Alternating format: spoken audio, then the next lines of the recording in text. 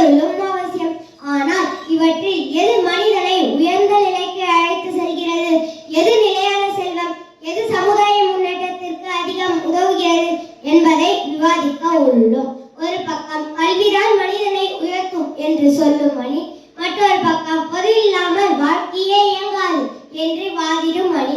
யார் பேசினாலும் நம் நோக்கம் வெற்றி பெறுவதல்ல, உண்மையை உணர்த்துவதுதான். கருத்துக்கள் மோதட்டும், வாதங்கள் வலுக்கட்டும், வார்த்தைகள் இனிமையாக இருக்கட்டும். வாருங்கள், பட்டிமன்றத்தை இனிதே தொடங்குவோம். முதலாவதாக கல்வி செல்வமே சிறந்தது என்று அணியில் பேச திவ்யா அவர்களை அழைக்கிறேன். அனைவருக்கும் வணக்கம். கல்விதான் அழியாத செல்வம். பொருளின்றி இருக்கும் நாளை இல்லாமல் போகலாம், ஆனால் கற்ற கல்வி யாராலும் அழிக்க முடியாது. கல்வி நல்ல வேலை, நல்ல வாழ்க்கை, நல்ல பண்பு தருகிறது.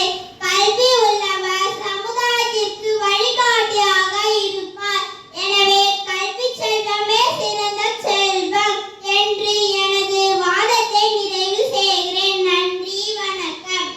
மிகவும் அருமை. கல்வி செல்வமே சிறந்தது என்று அருமையாக வாடித்தார் திவ்யா. அடுத்தது பொருள் செல்வமே சிறந்தது என்று அணியில் பேச தேவதர்ஷனை அழைக்கிறேன். அனைவருக்கும் வணக்கம். வாழ்க்கை நடத்த பொருள் மிகவும் அவசியம், தேவை.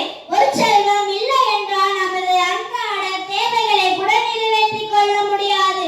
உணவு, உடை, வீடு அனைத்திற்கும் பணம் தேவை. கல்வி கற்கவும் பணம் தேவை. பணம் இருந்தால் பிறருக்கு உதவலாம். பல நலத்திட்டங்களும் பொருளாதார வலிமையால் நடைபெறுகின்றன என்பதை மறக்க முடியுமா? எனவே பொருட்செல்வமே சிறந்தது என்று கூறி நிறைவு செய்கிறேன். நன்றி, வணக்கம். வாதம் மிகவும் சிறப்பாக செல்கிறது. பொருள் செல்வமே சிறந்தது என்று அருமையாக வாதிட்டார் தேவதர்ஷன். அடுத்தது கல்வி செல்வமே சிறந்தது என்று அணியில் பேச அறிவர்ஷா வருகிறார். அனைவருக்கும் வணக்கம். கல்வி இருந்தால் தானே அறிவு வளரும். அறிவு இருந்தால் பிறருக்கு உதவலாம் அல்லவா? கேடில் விற்செல்வம் கல்வி என்று திருவள்ளுவரும், கல்வி கற்காதவர் கலைநிலத்திற்கு ஒப்பாவார் என்று பாரதிதாசனும் கூறியிருக்கிறார்கள். மருத்துவர், ஆசிரியர், விஞ்ஞானி, நீதிபதி ஆகியோர் அனைவரும் கல்வியாளர் உயர்ந்தவர்கள். கல்விதான் மனிதனை உயர்த்தும். கல்வி செல்வமே நிலையான செல்வம். கல்வி செல்வமே சிறந்தது என்ற தீர்ப்பு வழங்கும்படி கேட்டுக்கொண்டு விடைபெறுகிறேன். நன்றி, வணக்கம்.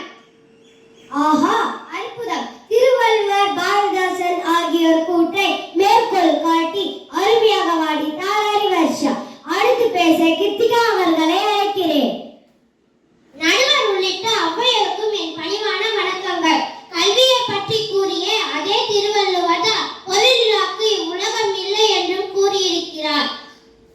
பணப்பத்தும் செய்யும் என்ற பழமொழியை மறக்க முடியுமா? பணம் இல்லாமல் எப்படி வாழ முடியும்? பணம் இருந்தால் பள்ளி, மருத்துவமனை போன்றவற்றை அமைக்க முடியும். பொருளாதார வளர்ச்சி நாட்டின் முன்னேற்றத்திற்கு அவசியம். எனவே பொருட்செல்வமே சிறந்தது என்று கூறி எனது வாதத்தை நிறைவு செய்கிறேன். நன்றி, வணக்கம். மிகவும் அருமை. சிறப்பாக வாதத்தை நிறைவு செய்துள்ளார் கிருத்திகா. இரு அணியினரும் தங்கள் கருத்துக்களை மிகச் சிறப்பாக எடுத்துரைத்தனர். பொருள் செல்வம் வாழ்க்கைக்கு தேவையான வசதிகளை வழங்குகிறது. ஆனால் அந்த பொருளை உருவாக்கவும் சரியான முறையில் பயன்படுத்தவும் வழிகாட்டுவது கல்வியே. பொருள் செல்வம் நிலையில்லாதது, கொடுக்க கொடுக்க குறையக்கூடியது. ஆனால் கல்வி செல்வமே என்றும் அழியாதது. எனவே கல்வி செல்வமே அனைத்து செல்வங்களுக்கும் அடித்தளம். அதே நேரத்தில் கல்வியும் பொருளும் இரு நாணயத்தின் இரு பக்கங்கள் எனலாம். கல்வியால் கிடைக்கும் அறிவை பயன்படுத்தி பொருள் செல்வத்தையும் நல்ல வழியில் ஈட்டி சமுதாய நலனுக்கு பயன்படுத்த வேண்டும் என்று கூறி உரை